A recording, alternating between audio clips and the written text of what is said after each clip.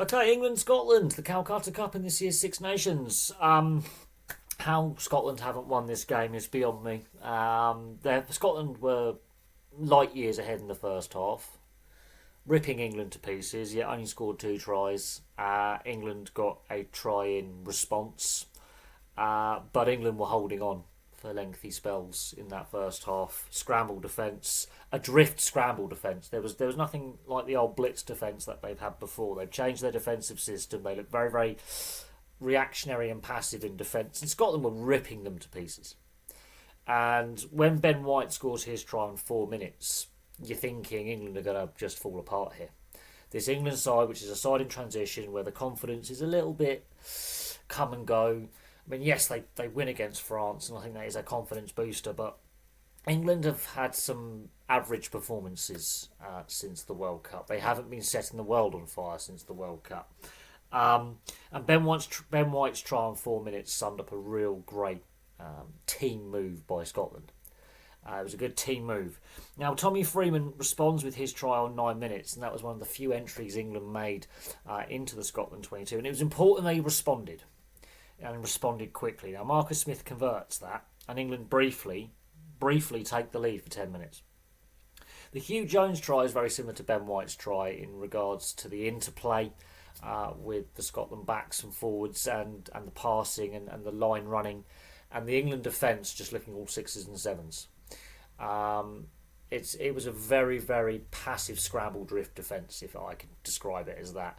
They weren't aggressive on the front foot. They were giving the ball carrier, the receiver of the pass, a little bit too much time. Half a yard to a yard too much space. They were not up in the Scotland attack's face, so that allows the Scottish attack just to pass through the hands. The speed at which Scotland were doing stuff in the first half was in contrary to what England were doing. And for lengthy spells, England would get one or two phases and kick the ball away. Scotland would put phases together. You could see what Scotland were doing. They were playing a high energy, constant probes, change the direction of attack, but they were putting phases together. England one, two, potentially three phases, and Alex Mitchell would box kick it away, or one of the other outside backs would put their foot through it and kick it away. And that was repeated into the second half. Now, for some reason, Scotland didn't score any more points until the last couple of minutes of the game, from 19 minutes until 79 minutes. There were 60 minutes where Scotland didn't score any points. And that first half, they could have had a run up a cricket score. They had multiple entries into England's 22. And for whatever reason, they did not score that third try in the first half, or the fourth, or the fifth, or the sixth, whatever it could have been, because England were all over the place.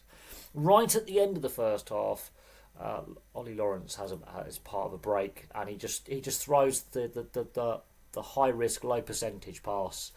If he keeps hold of that ball, and England go through another phase, they potentially score. But that was the only other bright point for England in that first half, was that attack right at the end, where they while I understand the desperation of that offload, there's still a second half to play. If it's a low reward, high risk play, it's a low percentage play, it doesn't come off, and that's half time. If he takes the tackle there, and England recycle, they have the Scottish defence stretched. So that decision making there, something that's let England down in recent months and recent games over the last year and a half. But they're still in the game. They'd hung in there, and Scotland, while they're in the lead, didn't take their opportunities and their advantage of more possession, their more confidence on the attack, more phases. England were making 2 to 3 times as many tackles in, let's say, a 5-10 minute period than Scotland. So Scotland are doing all the attacking, they're showing all the intent, a couple of flashes from England, and it's 10-7 in favour of Scotland. 7-10, half-time score. Second half, however, Scotland, while they still are showing these flashes of building up phases, passing and the movement and the different lines and stretching that England defence, their discipline fails them, their game management fails them, And England keep the scoreboard ticking over. Marcus Smith with a couple of penalties and Finn Smith with a penalty. But during this period, Alex Mitchell was continuing 1-2 phases, box kick it. 1-2 phases, box kick it. And there was a point midway through the second half where the Twickenham crowd boos England. They are booing England because they're just 1-2 phases, kick the ball away. 1-2 phases, kick the ball away. Whereas Scotland just fall into that trap where it becomes a scrappy game. They lose their continuity. Their game management goes out the window. And England just, for some reason, they're kicking the ball away a lot and doing a lot of box kicking. And a lot of it aimless. Some of it good, some of it not so good. When Alex Mitchell's taken off and Randall is brought on, it changes England. England start playing. They start building phases. And then, because England start playing, Scotland start playing again, which is fun. And it becomes a bit more of an interesting spectacle to watch, where the breakdown becomes a bit more intense. The speed of the ruck and the clear-out becomes quicker for England. There's a rise in the energy levels because the scrum half, Randall, who comes on, is more of a running scrum half. He's less likely to kick it, although he would do his own box kicks at the right times, not just every time he's at the base of a ruck or a maul or a scrum. And so what we now see is England now start attacking with energy, much like how they get their try and that near try at the end of the first half. They start building phases.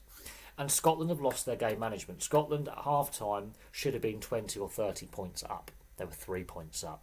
And what happens is Scotland lose their focus, they lose their energy levels, and while they're showing the odd attack here or there, England's defence feels energised. Because suddenly they're doing things quicker, which they weren't doing in the first half. They're doing things quicker, and the defence is a bit more on the front foot. Now, Van der Merwe would get his try, which I think he did deserve, because he was causing havoc in the first half, and he's got a great record against England, right at the death. And Finn Russell misses what would have been the game-winning conversion. And those three missed conversions have cost Scotland. That's 6 points. 6 points Scotland have left on the field. 6 points. And while I dropped my pen, and so that's cost Scotland the game, is goal kicking.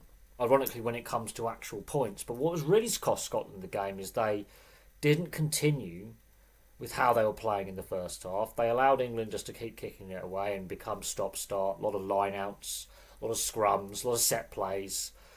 No flow. The flow gets disrupted, and England hung in there.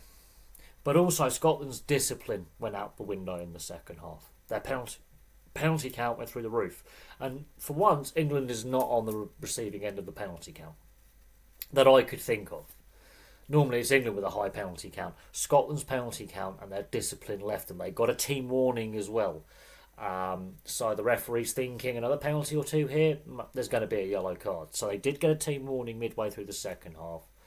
And so you could definitely see England had better discipline than they have had in previous games, which has been another Achilles heel. The set play for England, especially scrum time, worked really well. Line out was disrupted a little bit, but scrum time worked well. And, you know, they had opportunities to potentially go for the line-out drive over, maybe get a try, but they decided just to keep the scoreboard ticking over and keep themselves in the game. And Scotland just lose their focus, lose their discipline, their energy levels. And you could say they didn't take advantage of all the opportunities they had in the first half. It was a grinding win by England, not champagne rugby. Scotland showed the more attacking intent. And we know what Scotland can do running the ball. They like width and pace on the ball, quick breakdowns. And the way England played after Mitchell's brought off at scrum half and Randall brought on, I think Randall should start scrum half in the next game.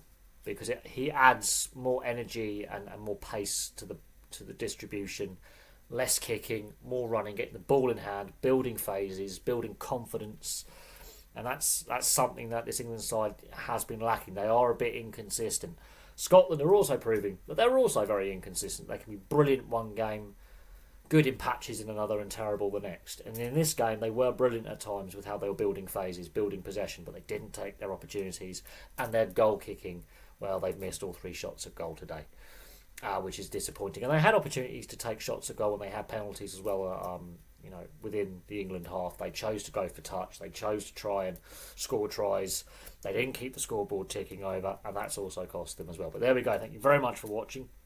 England scrape a narrow win over Scotland. A win that Scotland threw away, quite honestly. But yeah, again, a very, very close game. As I predicted, it was within 7. Wasn't the best Calcutta Cup game we've seen. We have seen better, but you cannot... you can't say that the players didn't put the effort in on both sides. They did put the effort in. There were some big collisions in there. There was definitely passion in there, but wasn't the best game on a technical standpoint. But on a tension standpoint, it was there, especially when Van der Merwe goes over and then Scotland, try and run it from deep. But there we go. Thank you very much for watching. Place your thoughts on the game in the comments section below, and I'll have some more content for you guys very, very soon.